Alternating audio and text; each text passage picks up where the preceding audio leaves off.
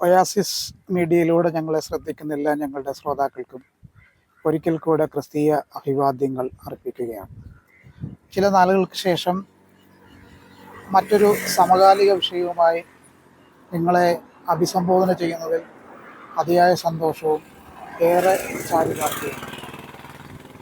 ഇന്ന് പെന്തക്കോസ്ത് പ്രമേയം ചർച്ച ചെയ്യുന്ന ഒരു സിനിമയെക്കുറിച്ചാണ് നമ്മൾ ചിന്തിക്കാനായി പോകുന്നത്.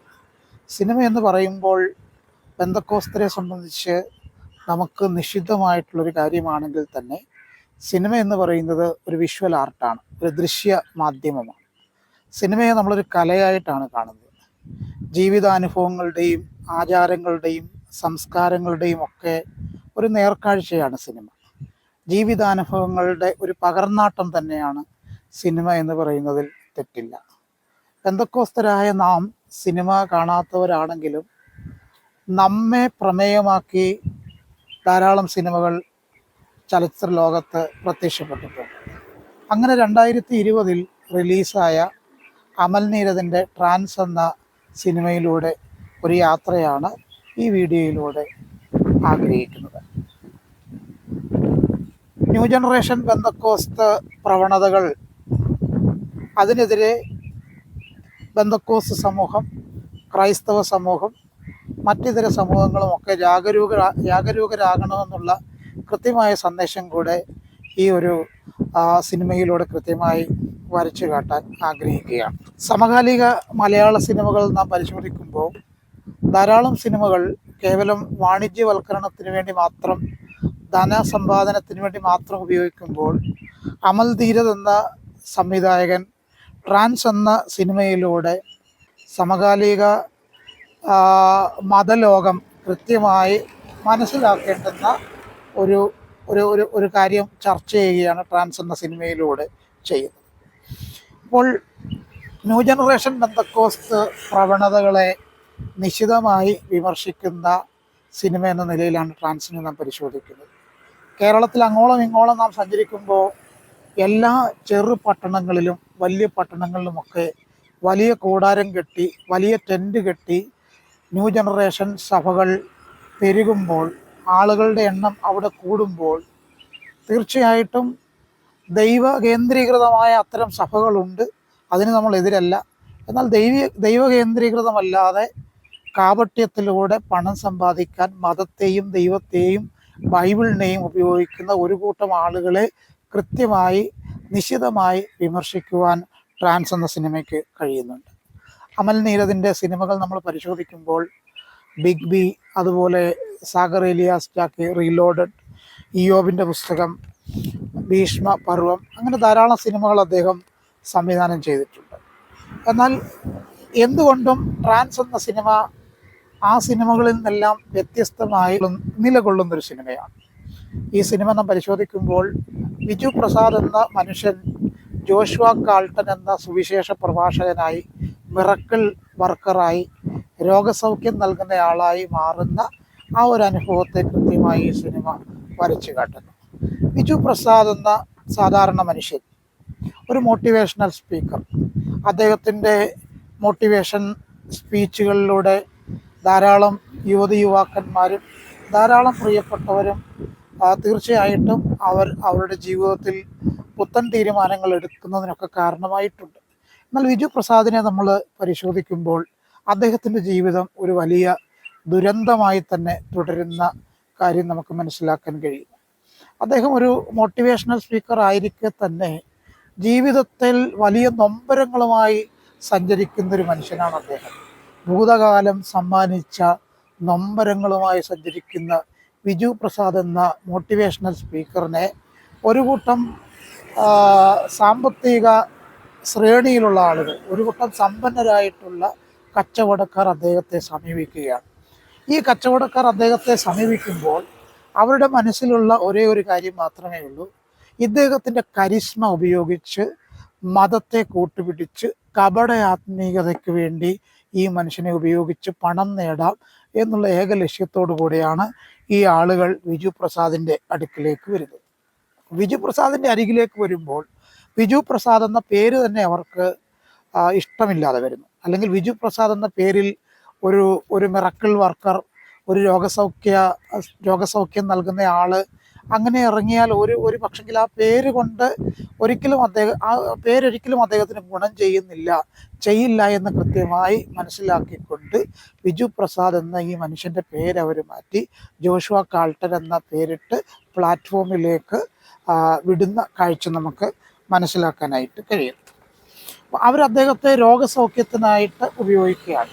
ധാരാളം ആളുകൾക്ക് രോഗസൗഖ്യം നൽകുന്ന, ധാരാളം ആളുകളുടെ പ്രശ്നങ്ങൾ തീർക്കുന്ന, സമൂഹത്തിലെ എത്ര വലിയ പ്രശ്നമാണെങ്കിലും തീർക്കാൻ കഴിവുള്ള ദൈവ തേജസ്സുള്ള മനുഷ്യനായിട്ടാണ് ജോഷുവ കാൾട്ടനെ ഇവിടെ ഈ ആളുകൾ അവതരിപ്പിക്കുന്നത്. ബിജു പ്രസാദിൻ്റെ ജീവിതം മാറുന്നു. ബിജു പ്രസാദ് ഇപ്പോൾ ഒരു വലിയ മനുഷ്യനാണ്. ഒത്തിരി ആരാധകരുള്ള ഒരു മനുഷ്യനാണ്. ഒത്തിരി ആളുകൾ ചർച്ച ചെയ്യുന്നൊരു മനുഷ്യനാണ്. അദ്ദേഹത്തിന് വലിയ വീടുണ്ടാകുന്നു, ധാരാളം സമ്പത്തുണ്ടാകുന്നു. ഭൂതകാലത്തിൽ താൻ അനുഭവിച്ച ഒരു പ്രശ്നങ്ങളും തൻ്റെ വർത്തമാനകാലത്തിൽ തന്നെ അലട്ടാത്ത വിധത്തിൽ തനിക്ക് വലിയ മാറ്റങ്ങൾ ഉണ്ടാകുന്നതായിട്ട് നമുക്ക് കാണാൻ കഴിയുന്നു. അങ്ങനെ ധാരാളം പണം സമ്പാദിക്കുന്ന ഈ ജോഷുവ കാൾട്ടൻ വലിയ വീട് പണിയുന്ന ഈ ജോഷുവ കാൾട്ടൻ പിന്നത്തേതിൽ തിരിച്ചറിയുന്നൊരു കാര്യം, തന്നെ എന്തിനാണ് ഈ ആളുകൾ ഉപയോഗിക്കുന്നത് എന്നുള്ള കാര്യമാണ്. കപട ആത്മീകതയുടെ ആ വൃത്തികെട്ട മുഖം കൃത്യമായി മനസ്സിലാക്കി രോഗസൗഖ്യത്തിൻ്റെയും ഭൂതശാന്തിയുടെയും മറ്റ് ഇതര അത്ഭുത പ്രവർത്തികളുടെയും പേരിൽ തന്നെ ഉപയോഗിക്കുന്ന ആ കപടമുഖം താൻ കൃത്യമായി മനസ്സിലാക്കി അതിനെ തിരിച്ചറിഞ്ഞ് അദ്ദേഹം തൻ്റെ സ്വസ്ഥമായ ജീവിതത്തിലേക്ക്, നോർമൽ ലൈഫിലേക്ക് തിരിച്ചു വരുന്നൊരു കാഴ്ചയാണ് ട്രാൻസ് ഇവിടെ നമ്മുടെ മുൻപിൽ കൃത്യമായിട്ട് തുറന്നു കാട്ടുന്നത്. പ്രിയമുള്ളവരെ, നമുക്ക് ചുറ്റുമുള്ള ധാരാളം പട്ടണങ്ങളിൽ കെട്ടിപ്പൊക്കിയ കൂടാരങ്ങളുടെ കീഴിൽ ഇത്തരത്തിലുള്ള പ്രകടനങ്ങൾ നാം കാണുമ്പോൾ ഇതെല്ലാം ദൈവത്തിൽ നിന്നുള്ളതാണ് എന്ന് നാം വിശ്വസിക്കരുത്. ഇതെല്ലാം ദൈവത്തിൻ്റെതാണെന്ന് നാം കരുതരുത്. അവിടേക്ക് ഓടിയെടുക്കാനുള്ള വെമ്പൽ നമുക്കുണ്ടാവും. അതിൻ്റെ പിന്നിൽ ധാരാളം പരസ്യങ്ങളും ധാരാളം അഡ്വർടൈസ്മെൻറ്റും ഒക്കെ നമുക്ക് കാണാൻ കഴിയും. എന്നാൽ ഇതെല്ലാം ദൈവത്തിൻ്റെതാണ് എന്ന് വിശ്വസിച്ച് പോകുന്ന ആളുകൾ കൃത്യമായി ഇതിൻ്റെ പിന്നിലുള്ള കപടമുഖം മനസ്സിലാക്കണമെന്ന് ട്രാൻസ് എന്ന സിനിമ നമ്മളോട് കൃത്യമായി പറയും. ട്രാൻസ് എന്ന സിനിമയെ പരിശോധിക്കുമ്പോൾ അത് ചർച്ച ചെയ്യുന്ന 4 വിഷയങ്ങളിലൂടെ ഒന്ന് സഞ്ചരിക്കാൻ ആഗ്രഹിക്കുന്നു. ഒന്ന്, മതമെന്ന് പറയുന്നൊരു കമ്മോഡിറ്റി, മതമെന്ന വസ്തു, മതമെന്ന ഉൽപ്പന്നം ഇന്ന് ഏറ്റവും കൂടുതൽ കച്ചവടവൽക്കരിക്കപ്പെടുന്ന ഒരു സംഗതിയാണ്. അതുപോലെ തന്നെ വലിയ മൂല്യമുള്ള ഒരു സംഗതിയായി മാറിയിരിക്കുന്നു. ഇന്ത്യ പോലെയുള്ള മഹാരാജ്യത്തിൽ മതരാഷ്ട്രീയത്തിൻ്റെ വളർച്ച തന്നെ നമുക്ക് കാണാൻ കഴിയുന്നു. മതത്തെ കൂട്ടുപിടിച്ച് ഇവിടെ രാഷ്ട്രീയ പാർട്ടികൾ വളരുന്നത് നമുക്ക് കാണാൻ കഴിയുന്നു. ചില വർഷങ്ങൾക്ക് മുൻപ് നമ്മുടെ നാട്ടിൽ നടന്ന പ്രശ്നങ്ങളൊക്കെ നമുക്ക് കൃത്യമായിട്ടറിയാം. ശബരിമലയുമായി ബന്ധപ്പെട്ടുണ്ടായ പ്രശ്നങ്ങൾ നമുക്കറിയാം. ശബരിമല എന്ന ഒറ്റ സ്ഥലത്തെയും ഒറ്റ മതാനുഭവങ്ങളെയും ചേർത്ത് പിടിച്ചുകൊണ്ട് ഇവിടെ കേരളത്തിൽ രാഷ്ട്രീയ പാർട്ടികൾ അങ്ങോളം ഇങ്ങോളം സഞ്ചരിച്ച അല്ലെങ്കിൽ സംസാരിച്ച കാര്യങ്ങളും ചർച്ച ചെയ്ത കാര്യങ്ങളെല്ലാം നമുക്ക് കൃത്യമായിട്ടറിയാം. ഒന്നാമതായി സിനിമ ചർച്ച ചെയ്യുന്നത് മതത്തിൻ്റെ കച്ചവടവൽക്കരണമാണ്. ന്യൂ ജനറേഷൻ സഭകളാണെങ്കിലും ഓൾഡ് ജനറേഷൻ സഭകളാണെങ്കിലും നാം ഒരിക്കലും പ്രോത്സാഹിപ്പിക്കാത്ത ഒരു സംഗതിയാണ് ഇവിടെ പറയുന്നത്. ചിന്താശേഷിയുള്ള മനുഷ്യർ എന്ന നിലയിൽ, മലയാളികൾ, സാക്ഷര മലയാളികൾ എന്ന നിലയിൽ, വായനയുള്ള, ചിന്തിക്കുന്ന, സംസാരിക്കുന്ന, ചർച്ച ചെയ്യുന്ന, സഞ്ചരിക്കുന്ന മനുഷ്യരെന്ന നിലയിൽ നാം വളരെ പ്രധാനമായിട്ടും മനസ്സിലാക്കേണ്ടുന്നൊരു കാര്യം മതത്തിൻ്റെ കച്ചവടവൽക്കരണത്തെ തിരിച്ചറിയുക എന്നുള്ളതാണ്. അത് ന്യൂ ജനറേഷൻ സഭകളാണെങ്കിലും ഓൾഡ് ജനറേഷൻ സഭകളാണെങ്കിലും, ഇവിടെ നാമധേയ ബന്ധക്കോസ് സഭകളുണ്ട്. അതുപോലെ തന്നെ ട്രാൻസ് എന്ന സിനിമ ചർച്ച ചെയ്യുന്ന പുതിയ തലമുറകളിലെ സഭകളുണ്ട്. ഈ രണ്ടിടത്താണെങ്കിൽ കൂടെ കച്ചവടവൽക്കരണത്തിനെതിരെ ശക്തമായി സംസാരിക്കുവാനും പ്രതികരിക്കുവാനും ശേഷിയുള്ള ഒരു തലമുറ ഉണ്ടാകണമെന്ന് ഇത്തരണത്തിൽ ഞാൻ സൂചിപ്പിക്കുകയാണ്. മതത്തെ എങ്ങനെ കൊള്ളലാഭത്തിന് വേണ്ടി ചൂഷണം ചെയ്യുന്നു, എക്സ്പ്ലോയിറ്റേഷൻ ഓഫ് റിലീജിയൻ, മതത്തെ എക്സ്പ്ലോയിറ്റ് ചെയ്യുന്ന ആ അനുഭവത്തെ ട്രാൻസ് സിനിമ കൃത്യമായി വിവരിക്കുന്നു. അതുപോലെ തന്നെ രോഗസൗഖ്യത്തിൻ്റെ പേരിൽ സമകാലിക കാട്ടിക്കൂട്ടുന്ന കാപട്യത്തെ കൃത്യമായി ഇവിടെ വരച്ചു കാട്ടുന്നുണ്ട്. അത് ക്രൈസ്തവർ തന്നെയല്ല, മറ്റിതര മതത്തിലുള്ള ആളുകളും രോഗസൗഖ്യത്തിൻ്റെ പേരിൽ ഉള്ള കപടമുഖങ്ങൾ നമുക്ക് ഈ തരുണത്തിൽ ഓർക്കുന്നത് നന്നായിരിക്കും. അതുപോലെ മതാനുഭവങ്ങളുടെ ആധികാരികതയെ പോലും ഇവിടെ ചോദ്യം ചെയ്യുന്നു.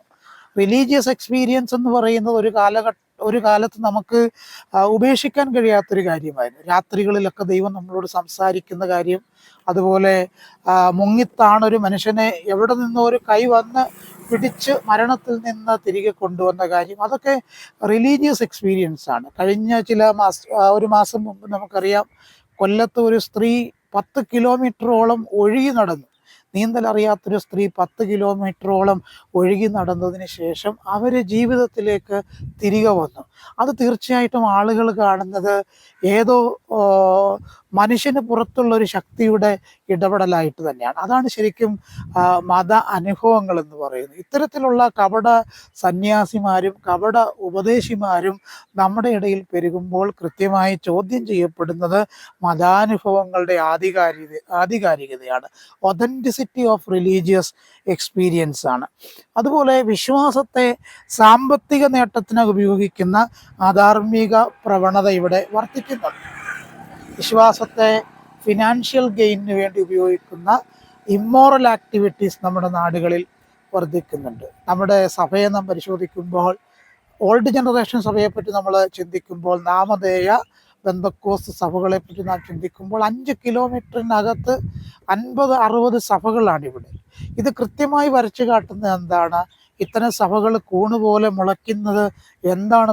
എന്ത് സന്ദേശമാണ് നമ്മളോട് പറയുന്നത്? അത് മറ്റൊന്നുമല്ല, ഫിനാൻഷ്യൽ ഗെയിന് വേണ്ടി, സാമ്പത്തിക നേട്ടത്തിന് വേണ്ടി മാത്രമാണ് നമ്മുടെ നാട്ടിൽ കൂണുപോലെ സഭകൾ പൊങ്ങി ഉയരുന്നത്. ഒന്നാമത് നമ്മൾ ചർച്ച ചെയ്ത വിഷയമെന്ന് പറയുന്നത് മതത്തിൻ്റെ കച്ചവടവൽക്കരണമാണ്. രണ്ടാമത് ഈ സിനിമ ചർച്ച ചെയ്യുന്നത് ഈ വിജു എന്ന് പറയുന്ന ഈ മനുഷ്യൻ, അല്ലെങ്കിൽ ജോഷുവ കാൾട്ടൺ എന്ന് പിന്നത്തേതിൽ അറിയപ്പെടുന്ന ഈ മനുഷ്യൻ അനുഭവിക്കുന്ന മാനസിക വ്യഥകളും അദ്ദേഹം അനുഭവിക്കുന്ന മെൻ്റൽ ട്രോമയുണ്ട്, മാനസിക ബുദ്ധിമുട്ടുണ്ട്, വലിയ ആഘാതം അദ്ദേഹം അനുഭവിക്കുന്നുണ്ട്. ഈ ആഘാതം അദ്ദേഹത്തിൻ്റെ സഹോദരൻ്റെ മരണത്തിന് ശേഷം അദ്ദേഹത്തിൻ്റെ മനസ്സ് ആടി ഉലയുന്നതിലൂടെ നമുക്ക് മനസ്സിലാക്കാൻ കഴിയുന്ന വലിയ മെൻ്റൽ ട്രോമയാണിത്. അപ്പോൾ സഭയെ സംബന്ധിച്ച് മാനസിക വെല്ലുവിളി ഉള്ള ആളുകളോട് നമ്മൾ ഏത് രീതിയിലാണ് പെരുമാറുന്നത്, ഏത് രീതിയിലാണ് പെരുമാറേണ്ടത്? ഇവിടെ ഒരു കൂട്ടം ധനികരായിട്ടുള്ള കച്ചവടക്കാരായിട്ടുള്ള ആളുകൾ മാനസിക അസ്വസ്ഥതയുള്ള ഒരു മോട്ടിവേഷണൽ സ്പീക്കറിനെ ഉപയോഗിച്ച് അവൻ്റെ ഉള്ളിൽ ദൈവികത ഉണ്ടെന്ന് തെറ്റിദ്ധരിപ്പിച്ച് ഒരു മിറക്കിൾ വർക്കറാക്കി, ഒരു രോഗസൗഖ്യദായകനാക്കി അദ്ദേഹത്തെ മാറ്റുന്ന ഭീകരമായൊരു കാഴ്ചയാണ് നമുക്ക് കാണാൻ കഴിയുന്നത്. ഞാൻ ഈ ഭാഗം പറയുമ്പോൾ ഇവിടെ നമുക്ക് ഒരു നിമിഷം ചിന്തിക്കേണ്ടതായിട്ടുണ്ട്. പുൾപിറ്റിൽ നിന്ന് പ്രസംഗിക്കുന്ന ആളുകളും അവരുടെ ട്രൂ സെൽഫും തമ്മിൽ വലിയ അന്തരമുണ്ട്. പുൾപിറ്റിൽ നിന്ന് പ്രസംഗിക്കുമ്പോൾ നമുക്ക് എന്തും പറയാൻ കഴിയും. യേശു നിങ്ങളെ സൗഖ്യമാക്കുമെന്ന് പറയാൻ കഴിയും, നിങ്ങളുടെ കടഭാരങ്ങൾ മാറും എന്ന് പറയാൻ കഴിയും, അതുപോലെ ഭൂതബാധിതർ സ്വതന്ത്രരാകുമെന്നൊക്കെ പറയാൻ കഴിയും. പക്ഷെങ്കിൽ ഈ പ്ലാറ്റ്ഫോമിൽ നിൽക്കുന്ന ആൾക്ക് ഇത്തരത്തിലുള്ള അനുഭവങ്ങൾ ഉണ്ടോ എന്ന് നമ്മൾ കൃത്യമായിട്ട് പരിശോധിക്കേണ്ടതായിട്ടുണ്ട്. അപ്പം ഇതാണ് ശരിക്കും ശരിയായ ശരിയായ സെൽഫും താൻ പറയുന്ന കാര്യവും തമ്മിലുള്ള വ്യത്യാസം. ട്രാൻസ് എന്ന സിനിമ കാണുമ്പോൾ ഫഹദ് ഫാസിലിൻ്റെ ജോഷുവ കാൾട്ടൺ എന്ന വേഷം താൻ ചെയ്യുമ്പോൾ ഈ മനുഷ്യൻ ഇത്രയും പ്രശ്നമുള്ള ആളാണെന്ന് അവിടെ വരുന്ന ഒരാൾക്ക് പോലും തോന്നാത്ത രീതിയിലാണ് അദ്ദേഹത്തിൻ്റെ പ്രകടനം എന്ന് പറയുന്നത്. പലപ്പോഴും പെർഫോമൻസ് ആണ് നമ്മളുടെ ശരിയായ അസ്തിത്വത്തെ മറച്ച് മറ്റൊരു രൂപം നമുക്ക് നൽകുന്നത്. അപ്പോൾ ഇത് രണ്ടാമത് ചർച്ച ചെയ്യുന്നത് മാനസിക ആരോഗ്യത്തെക്കുറിച്ചാണ്, മെൻ്റൽ ഹെൽത്തിനെ കുറിച്ചാണ്. മൂന്നാമത് ചർച്ച ചെയ്യുന്നത് വിശ്വാസം, അതുപോലെ തന്നെ വഞ്ചന, ഫെയ്ത്ത് വേഴ്സസ് വഞ്ചന. രണ്ട് കാര്യങ്ങൾ തമ്മിലുള്ള വടംവലി നമുക്ക് ട്രാൻസ് എന്ന സിനിമയിലൂടെ കൃത്യമായി കാണാൻ കഴിയുന്നു. വിശ്വാസവും വഞ്ചനയും. ഒരു ഭാഗത്ത് നിസ്വാർത്ഥമായി വിശ്വസിക്കുന്ന ഒരു കൂട്ടം ആളുകൾ, അവിടെ വന്ന് കരഞ്ഞ് വിളിച്ച് പ്രാർത്ഥിക്കുന്ന ആളുകൾ, കൈകൾ കൂപ്പി പ്രാർത്ഥിക്കുന്ന ആളുകൾ, ഇരു കൈകളും ഉയർത്തി ദൈവം തങ്ങൾക്ക് നൽകാൻ പോകുന്ന നന്മകളെയും അനുഗ്രഹങ്ങളെയും ഒക്കെ ഓർത്ത് മറ്റെല്ലാം വിട്ട് അവിടേക്ക് ഓടിയെത്തുന്ന ആളുകൾ. നമുക്കറിയാം, ആ സിനിമ പരിശോധിക്കുമ്പോൾ വിനായകൻ ചെയ്യുന്ന കഥാപാത്രം, വിനായകൻ്റെ മകൾ രോഗിയായി രോഗക്കിടക്കയിലായിരിക്കുമ്പോഴും ആ മകളെ ആശുപത്രിയിൽ കൊണ്ടുപോകുവാൻ കഴിയാതെ, അല്ലെങ്കിൽ അത്തരത്തിലുള്ള വിശ്വാസത്തിൻ്റെ, ആ തീവ്രമായ വിശ്വാസത്തിൻ്റെ ആളായി നമുക്ക് വിനായകനെ ആ സിനിമയിൽ കാണാനായി കഴിയുന്നു. അങ്ങനെയുള്ള ജെനുവിൻ ഫെയ്ത്ത്, അല്ലെങ്കിൽ കൃത്യമായ വിശ്വാസത്തിന് വേണ്ടി ഏതറ്റം വരെ പോകാനും തയ്യാറായിട്ടുള്ള ഒരു കൂട്ടം ആളുകൾ ഉള്ളപ്പോൾ തന്നെ അതിൻ്റെ മറുവശത്ത് വഞ്ചനയ്ക്ക് കൂട്ടുപിടിക്കുന്ന ഒരു സമൂഹത്തെയും നമുക്ക് കാണാനായിട്ട് കഴിയുന്നു. ഇവിടെ ബിജു പ്രസാദിനെ വേഷം കെട്ടുകയാണ്. ബിജു പ്രസാദിൻ്റെ വേഷം കെട്ടൽ നമ്മളോട് പറയുന്ന സൂചന എന്താണെന്ന് ചോദിച്ചാൽ അത് മതത്തിൻ്റെ കപടമുഖത്തെക്കുറിച്ചുള്ള സൂചന തന്നെയാണ്. എപ്പോഴും മതത്തിനൊരു കപടമുഖമുണ്ട്, ഒരു വൃത്തികെട്ട മുഖമുണ്ട്, വെള്ളയില്ലാത്തൊരു മുഖം, ഒരു കറുത്ത മുഖം, അല്ലെങ്കിൽ ഒരു ഡാർക്ക് ഫേസ് എപ്പോഴും മതത്തിനുണ്ട് എന്ന് എൻ്റെ ശ്രോതാക്കൾ കൃത്യമായിട്ട് മനസ്സിലാക്കേണ്ടതായിട്ടുണ്ട്. ഇവിടെ ബിജു പ്രസാദ് എന്ന് പറയുന്ന മനുഷ്യൻ രണ്ട് വേഷങ്ങൾ ചെയ്യേണ്ടതായിട്ട് വരും. ഒന്നാമത്തെ വേഷം അദ്ദേഹത്തിൻ്റെ തനത് വേഷമാണ്. അതൊരു വേഷമല്ല, അദ്ദേഹത്തിൻ്റെ ജീവിതം തന്നെയാണ്, അദ്ദേഹത്തിൻ്റെ ട്രൂ സെൽഫാണ്. വളരെ വളരെ ബുദ്ധിമുട്ടുന്ന, സ്ട്രഗിൾ ചെയ്യുന്ന, തൻ്റെ സഹോദരൻ്റെ മരണശേഷം വളരെ പ്രതിസന്ധിയിലൂടെ പോകുന്ന ഒരു പച്ചയായ മനുഷ്യൻ. ഇതേ മനുഷ്യൻ തന്നെ അപ്പുറത്ത് വേദിയിൽ അദ്ദേഹത്തെ വേഷം കെട്ടി ആടിക്കുന്ന, ആ വേഷം ആടുന്ന അദ്ദേഹത്തിൻ്റെ മറ്റൊരു അസ്തിത്വത്തെയും നമുക്ക് കാണാൻ കഴിയുന്നു. ഒരിടത്ത് അദ്ദേഹത്തിൻ്റെ ട്രൂ സെൽഫുണ്ട്, മറ്റൊരിടത്ത് അദ്ദേഹത്തെ എന്ത് ചെയ്യുന്നു, orchestrated to create the illusion of divine interaction. ദൈവം ഇടപെടുന്ന, ദൈവം ഇറങ്ങി വരുന്ന, ദൈവത്തെ ധരിച്ചിരിക്കുന്ന ഒരു മനുഷ്യൻ എന്ന നിലയിലാണ് ബിജു പ്രസാദിനെ, അല്ലെങ്കിൽ ജോഷുവ കാൾട്ടനെ ഈ സിനിമയിൽ അവതരിപ്പിക്കാനായിട്ട് കൃത്യമായി അമൽ നീരദ് ശ്രമിക്കുന്നത്. അതിലൂടെ സമൂഹത്തിൽ ഇന്ന് കാണുന്ന മതത്തിൻ്റെ പേരിലുള്ള കൃത്യമായ വഞ്ചനയെയും കാപട്യത്തെയും സംവിധായകൻ ഈ സിനിമയിലൂടെ അവതരിപ്പിക്കുന്നുണ്ട്. ഇതൊക്കെ നമ്മൾ കാണുമ്പോൾ ബന്ധക്കോസ്തരായിട്ടുള്ള ക്രൈസ്തവരായിട്ടുള്ള ആളുകൾ കാണുമ്പോൾ ഇതൊക്കെ നമ്മുടെ ഒരു സെൽഫ് ഇവാലുവേഷനും, നമ്മുടെ സമൂഹത്തെ തന്നെ നാം ഒന്ന് പരിശോധിക്കുന്നതിനും, നമ്മെ തന്നെ നാം ഒന്ന് പരിശോധിക്കുന്നതിനും കൂടെയാണ് എന്ന് മനസ്സിലാക്കണം. ഇത് ഈ ഒരു സന്ദേശം കേൾക്കുമ്പോൾ ഒരു പക്ഷെങ്കിൽ ബന്ധക്കോസ്തരായിട്ടുള്ള ആളുകൾ ചിന്തിക്കും, നമ്മൾ സിനിമ കാണുന്നില്ല, സിനിമയിൽ ഒരു കാര്യവും നമ്മൾ ചിന്തിക്കേണ്ട ആവശ്യമില്ല, പറയേണ്ട ആവശ്യമില്ല, ചർച്ച ചെയ്യേണ്ട ആവശ്യമില്ല. എന്നാൽ ഒരു കാര്യം മനസ്സിലാക്കണം, ഒരു സമൂഹം എന്ന നിലയിൽ സിനിമ കൃത്യമായി നമ്മെ പ്രതിനിധീകരിക്കുന്ന ഒരു വിഷ്വൽ മീഡിയയാണ്, ഒരു കലയാണ്. സമൂഹത്തിൽ നൂറുകണക്കിന് ആളുകളിലേക്ക് നമ്മെക്കുറിച്ചുള്ള സന്ദേശമൊക്കെ സിനിമകളിലൂടെ എത്തുന്നുണ്ട്. ഇവിടെ നമുക്കൊരു മടങ്ങി വരവും, ഒരു തിരിച്ചുവരവും, ഒരു ഇവാലുവേഷനും ഒക്കെ ആവശ്യമാണ്. നാലാമതായി ഈ സിനിമ പറയുന്നത് ഐഡൻറ്റിറ്റി ആൻഡ് ട്രാൻസ്ഫോർമേഷനാണ്. അസ്തിത്വം അല്ലെങ്കിൽ രൂപമാറ്റം എന്ന രണ്ട് കാര്യം ഈ സിനിമ ചർച്ച ചെയ്യുന്നുണ്ട്.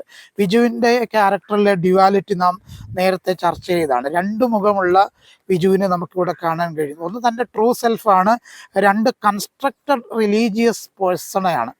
ഇവിടെ ബന്ധക്കോസ്തരായിട്ടുള്ള നമ്മൾ വചനം വായിക്കുകയും പഠിക്കുകയും മറ്റേതൊരു ക്രൈസ്തവ സമൂഹത്തെക്കാളും വചനത്തെ അനുസരിക്കുകയും ചെയ്യുന്ന ആളുകളാണ്. അപ്പോസ്തോലിക പ്രമാണത്തിന് വില കൊടുക്കുന്ന ആളുകൾ എന്ന നിലയിൽ ഇവിടെ നാം വളരെ ചിന്തിക്കേണ്ടതായിട്ടുള്ളൊരു കാര്യമുണ്ട്. പ്ലാറ്റ്ഫോമിൽ അല്ലെങ്കിൽ പുൾപിറ്റിൽ വന്ന് നിൽക്കുമ്പോൾ നാം സൃഷ്ടിച്ചെടുക്കുന്ന ഒരു പേഴ്സണോ അല്ല നമുക്ക് വേണ്ടുന്നത്, ഒരു കൺസ്ട്രക്റ്റഡ് പേഴ്സണോ അല്ല നമുക്ക് വേണ്ടുന്നത്. മതം നിർമ്മിച്ചുണ്ടാക്കുന്ന ഒരു വ്യക്തിത്വത്തിൻ്റെ ആളുകളായി നമ്മൾ മാറരുത്. ഞായറാഴ്ചകളിലൊക്കെ നമ്മൾ പല സഭകളിൽ ചെല്ലുമ്പോൾ ശരിക്കും പ്ലാറ്റ്ഫോമിൽ നിൽക്കുന്ന ആളിൻ്റെ ശരിയായ അസ്തിത്വമല്ല അവിടെ പ്രകടമാകുന്നത്. ഞായറാഴ്ച പ്രഭാതമാകുമ്പോൾ അല്ലെങ്കിൽ 9:30 ആകുമ്പോൾ തന്നിലേക്ക് എവിടുന്നോ കടന്നു വരുന്ന മറ്റൊരു മുഖം നമുക്കൊക്കെ കാണാനായി കഴിയുന്നു. ഇതും ഈ ട്രൂ സെൽഫും ഈ ഓർക്കസ്ട്രേറ്റഡ് സെൽഫും തമ്മിൽ വ്യത്യാസമുണ്ട്. ശരിയായ അസ്തിത്വവും അതുപോലെ തന്നെ ഒരുക്കിയെടുക്കുന്ന മത അസ്തിത്വവും തമ്മിൽ നല്ല അന്തരമുണ്ടെന്ന് നിങ്ങൾ മനസ്സിലാക്കണം. ഈ സിനിമ അവസാനിക്കുമ്പോൾ, ഈ സിനിമ കഴിയുമ്പോൾ അനുവാചകർക്ക്, ശ്രോതാക്കൾക്ക്, പ്രേക്ഷകർക്ക് മനസ്സിലാകുന്നൊരു യാഥാർത്ഥ്യമുണ്ട്. നമുക്കും സംസാരിക്കാൻ കഴിയും. ചില നമ്മൾ നമ്മുടെ ചെറിയ കാലഘട്ടങ്ങളിലൊക്കെ നമ്മൾ മുതിർന്ന ആളുകൾക്കെതിരെ സംസാരിക്കത്തില്ല, അല്ലെങ്കിൽ നമ്മുടെ വീട്ടിൽ പറയും നീ മുതിർന്നവരെ ബഹുമാനിക്കണം, അധ്യാപകരെ ബഹുമാനിക്കണം, നീ എഴുന്നേറ്റ് നിൽക്കണം, അവരെ നീ സ്നേഹിക്കണം എന്നൊക്കെ പറയും. അപ്പോൾ അതൊക്കെ നമ്മുടെ മനസ്സിലുണ്ട്. എന്നാൽ ഈ ഒരു സിനിമ കണ്ടു കഴിയുമ്പോൾ നമ്മൾ കൃത്യമായി ഇന്ന് നമ്മുടെ സമൂഹത്തിൽ നടകൊള്ളുന്ന സമൂഹത്തിൽ നിലനിൽക്കുന്ന മതത്തിൻ്റെ കപടമുഖത്തെ ചോദ്യം ചെയ്യാനുള്ള ഒരു ആവേശവും ഒരു ത്വരയും ഇന്നത്തെ ശ്രോതാക്കളിലേക്ക് കൃത്യമായി കൈമാറാൻ ഈ സിനിമയ്ക്ക് കഴിഞ്ഞിട്ടുണ്ട്. വാണിജ്യവൽക്കരണത്തിനെതിരെ, മതത്തിൻ്റെ വാണിജ്യവൽക്കരണത്തിനെതിരെ, ദൈവത്തിൻ്റെ വാണിജ്യവൽക്കരണത്തിനെതിരെ, ബൈബിളിനെ വാണിജ്യവൽക്കരിക്കുന്നതിനെതിരെയുള്ള കൃത്യമായ സന്ദേശമാണ് ട്രാൻസ് നൽകുന്നത്. പ്രിയ ശ്രോതാക്കളെ, പ്രിയ പ്രേക്ഷകരെ, നമ്മൾ ദൈവത്തിൻ്റെ മക്കളാണ്. ദൈവം നമ്മളെ സൃഷ്ടിച്ചിരിക്കുകയാണ്. അപ്പം നമ്മൾ മനസ്സിലാക്കേണ്ടുന്ന ഒരു കാര്യം, ദൈവത്തെയും നമ്മളെന്നും വായിക്കുന്ന ഈ ബൈബിളിനെയും നമ്മൾ ഒരിക്കലും കച്ചവടത്തിന് വേണ്ടി, വാണിജ്യത്തിന് വേണ്ടി, പണത്തിന് വേണ്ടി ഉപയോഗിക്കരുത്. രണ്ട് രാജാക്കന്മാരുടെ പുസ്തകം നമ്മൾ പരിശോധിക്കുമ്പോൾ അവിടെ ഒരു മനുഷ്യൻ ഏലീശ മേടിക്കാത്ത പണം മേടിക്കാൻ പോയപ്പോൾ പിന്നീട് അദ്ദേഹം കുഷ്ഠരോഗിയായി മാറി. നയമാൻ്റെ കുഷ്ഠം അയാളുടെ ശരീരത്തിൽ വന്നു എന്ന് പറഞ്ഞതുപോലെ ദൈവഹിതമല്ലാത്ത കാര്യങ്ങളിലേക്ക് നാം സഞ്ചരിക്കുമ്പോൾ ധാരാളം ആപത്തുകളും വിപത്തുകളും ഒക്കെ നമുക്ക് കടന്നു വരാനുള്ള സാധ്യതയുണ്ട്. ഈ സിനിമ നാം പരിശോധിക്കുമ്പോൾ ഇത് കൃത്യമായ ഇത്തരത്തിലുള്ള കാര്യങ്ങളിലേക്കാണ് വിരൽ ചൂണ്ടുന്നത്. നിങ്ങൾക്ക് ഈ സെഷൻ അനുഗ്രഹമായി എന്ന് ഞാൻ കരുതുന്നു. ദൈവം നിങ്ങളെല്ലാവരെയും കൂടുതൽ സഹായിക്കുമാറാകട്ടെ.